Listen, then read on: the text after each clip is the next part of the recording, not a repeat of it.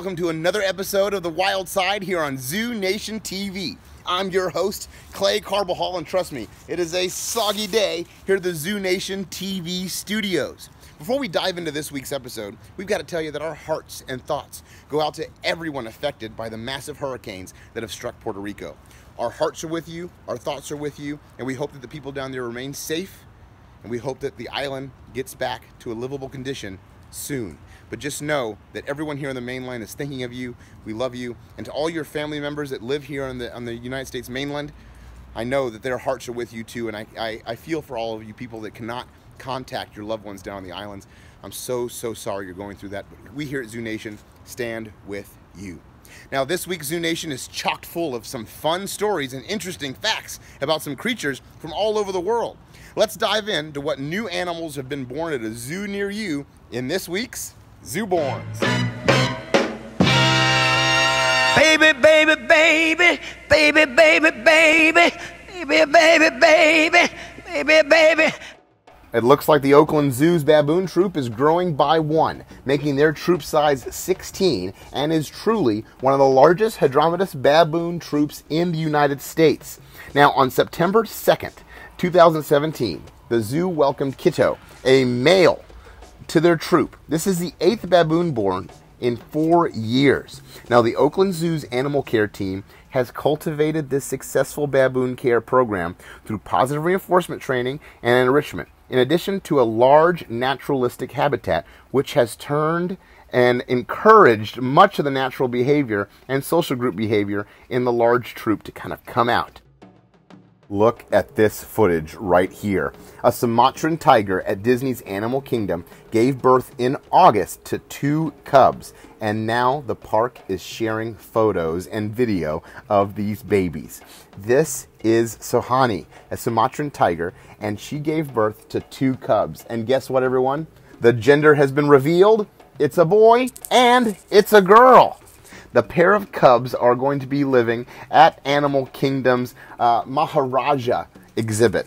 Now, right now, they're going to stay backstage, as the folks over at Disney like to call it, behind the scenes, as mom and baby continue to bond.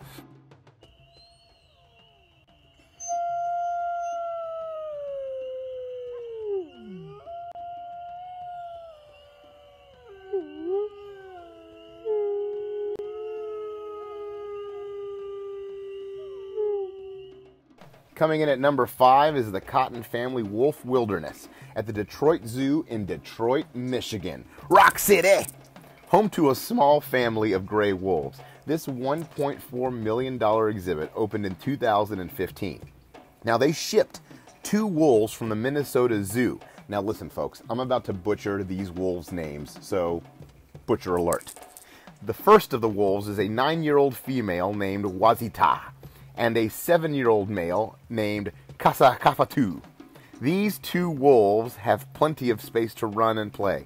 And with a total exhibit area of 2 acres, there's plenty of space for enrichment. With the exhibit are indigenous trees of Michigan, a flowing river and pond, a meadow, and hilltop areas, cliff sides for the animals to climb and explore, and a great area for visitors to view these breathtaking creatures. Now, visitors are able to take in all the sights and wonder of the exhibit through large walls of glass within a rustic log cabin. Coming in at number 4 is the Wolf Haven at Busch Gardens, Williamsburg, in Williamsburg, Virginia. Now, I know Busch Gardens in Tampa Bay, Florida is world-renowned for their animal exhibits, but Busch Gardens Williamsburg is their counterpart, and they do not disappoint.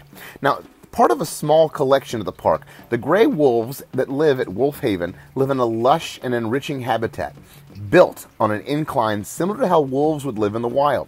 The enclosure is beautifully landscaped, and several types of trees, bushes, and grasses also call the exhibit home. Expansive and carefully thought out, the exhibit also includes platforms, stumps, and rocks for climbing, as well as a stream and a waterfall. At the world's most beautiful theme park, you can expect to find animal exhibits just as beautiful and enriching. Coming in at number 3 is the Wolf Canyon at the San Francisco Zoo in San Francisco, California. Now, this exhibit is brand new to the zoo as of 2016. This gorgeous Mexican gray wolf exhibit is just breathtaking.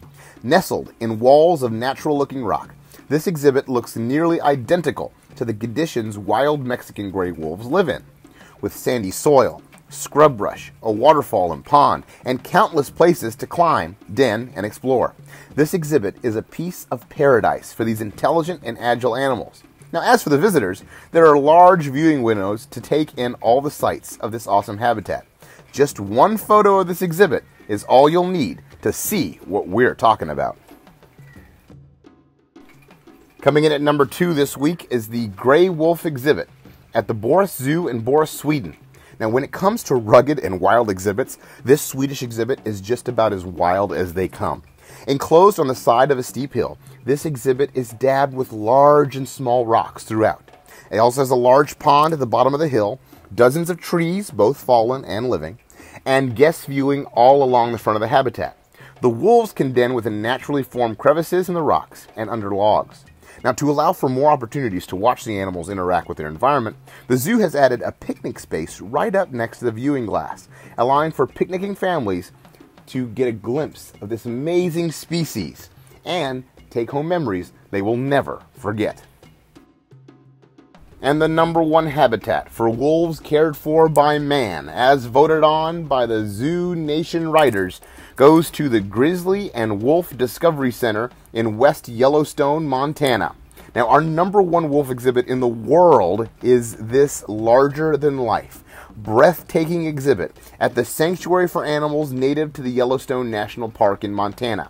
This exhibit can best be described as the most perfect piece of wolf habitat turned into a zoo ever.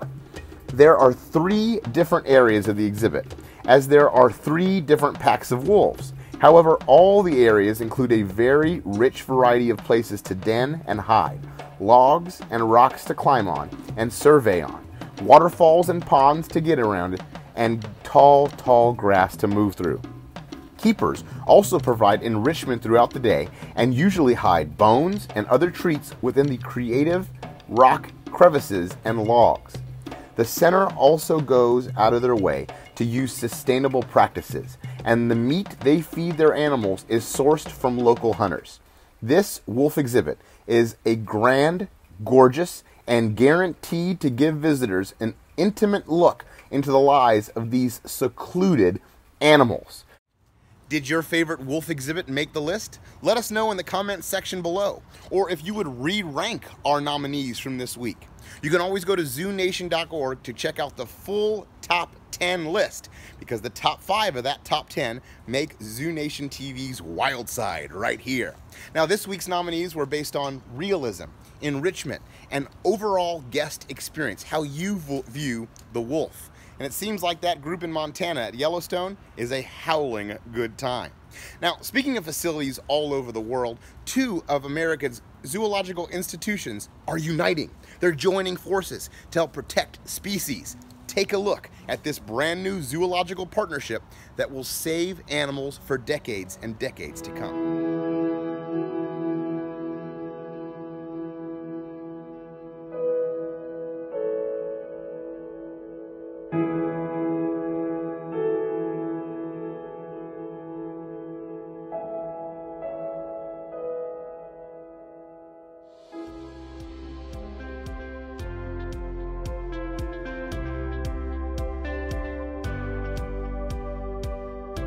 We're very excited about what's going on in the last few weeks out here at the Species Survival Center with the arrival of several shipments of new animals for the Alliance for Sustainable Wildlife.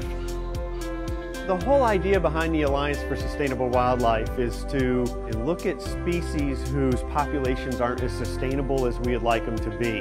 Most of the animals that have been transported come on trailers, not unlike a modified horse trailer. Now, of course, for the giraffe here, it's a quite modified horse trailer, if you may.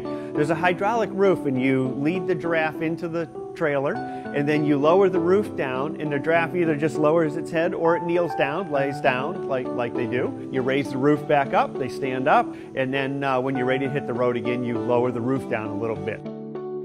We're creating large enclosures, having slightly larger herd sizes than you would normally see in most zoos, and allowing them to roam out here in the forest and hopefully do what nature does and produce young animals. Audubon and San Diego Zoo Global have been working together for many years to create this new partnership that's really one of a kind. It's going to act as a template for other zoos to kind of work together to create these arcs of animals for future generations to be able to see. It's a perfect opportunity for two like-minded organizations to work together for the long-term sustainability of a lot of different species that need that conservation work to be done on. This project, to me, is extremely satisfying working on it. It is actually doing exactly what I believe zoos and parks should be doing, and that's raising the number of animals up to keep a more sustainable population. Doing that actually helps us to bolster the population without bringing animals in from the wild. It's incredible. We've been working on this for a number of years. It's been a long process from its inception to where we are today. And we're not done. I mean, we have several more phases to go of construction to then hopefully impact the sustainability of several other species populations. Each week here on Zoo Nation, we try to highlight a second chance at life that a zoo or aquarium has given an animal. But this second chance at life is going to an entire species. Take a look at this fascinating bird and the zoological organization dedicated to make it come back to the Big Island of Hawaii. Extinct in the wild since 2002. The Big Island of Hawaii is once again saying aloha to the alalas crow. Now, there were some setbacks in this reintroduction program by the San Diego Zoo Global. In December, they released 5 crows. Well, 2 of them were eaten by a native hawk, 1 of them starved to death, and the other 2 were recaptured and taken back to the aviary as they went back to the drawing board on the reintroduction program. Now, setbacks are common in reintroduction programs. For instance, did you know the Nene goose, who now has over 3,000 geese living on Hawaii's islands, only had about 30 initially, and it took 5 decades to get the population from 30 to 3,000. So that's a long time. That's a lot of investment. Now, the crow population has grown from 20 alalas crows to 130. Now, they are a football-sized fruit-eating bird, and as you can see in this video, they're extremely intelligent, able to use tools. They also have a recognizable vocabulary like human screams and moans. Officials hope to do a second release. This time, it's coming right now, this fall. They want to release 12 crows. And that'll be a big opportunity to see if these animals will begin to forage and do other social behaviors and survival behaviors in the natural environment. Best of luck out to the folks in Hawaii and San Diego Zoo Global. It's because of zoos like San Diego Zoo, we've said this countless of times, that the bird you're looking at right now, folks, has a chance to survive in the natural environment. It's because the education and research and conservation done in your local zoo and aquarium can be applied to a crow population just like this. Hats off, San Diego Zoo Global, for giving a second chance to an entire species. Well, I guess that's aloha for us this week here at the Wild Side. Let us know in the comments section below what you liked or what you didn't like about this week's episode. What habitats or species or stories you want us to cover. Share this with all your friends. Give us a like and don't forget to watch us over on YouTube. We really appreciate your time here at the Wild Side, and we will see you next week. Remember, take care of one another, take care of the environment, and conservation rules. I gotta get out of here. Just gotta find a way to climb down. Oh gosh, no man, this is gonna fall.